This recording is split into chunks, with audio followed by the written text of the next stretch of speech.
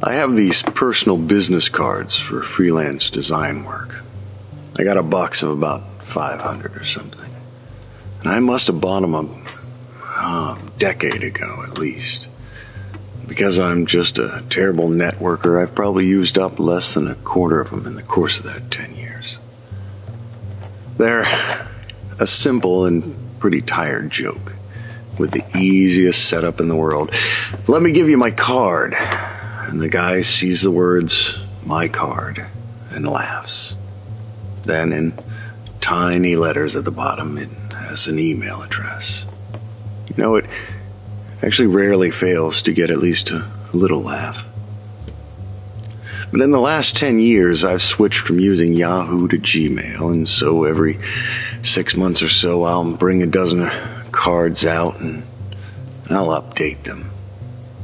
I do this with an old stamp that you can change the letters out on. It cost me $3 at a junk store. Now, it's not about money. The cards themselves ran me about $14 because I used stock fonts and checked a little box that says they could use whatever color ink was loaded into the machine when they happened to get my cards.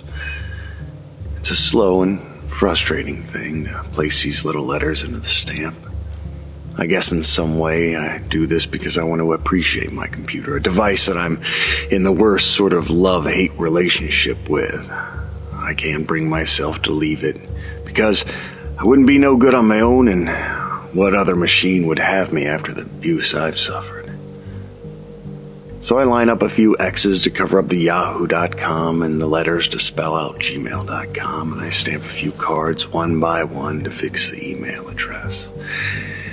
And then I line up the words graphic designer on my desk so I can stamp that beneath my card. And I go and put them in the stamp handle one at a time, dropping every third letter at least on the floor, sending me scrounging around for a rogue P or a vagabond E. Oh, because I think it's funny, I reverse the last letter R.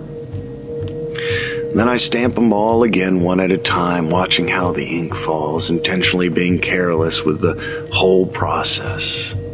I like that look.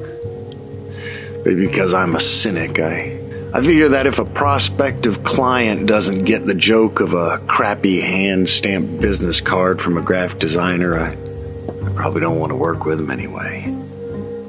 Well, that's how I update my personal business cards. If things are status quo, I should be finishing up this box in 2040 sometime. The joke will be even older, and I bet it'll still be just as funny.